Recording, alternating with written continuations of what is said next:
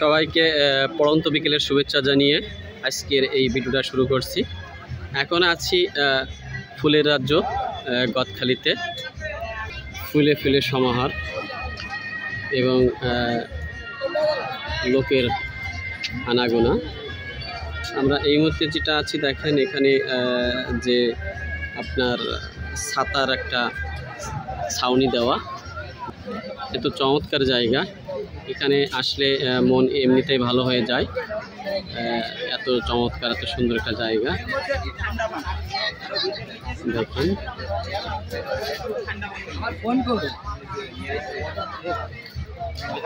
ভিডিওর মাধ্যমে সবাইকে দেখানোর চেষ্টা করছি।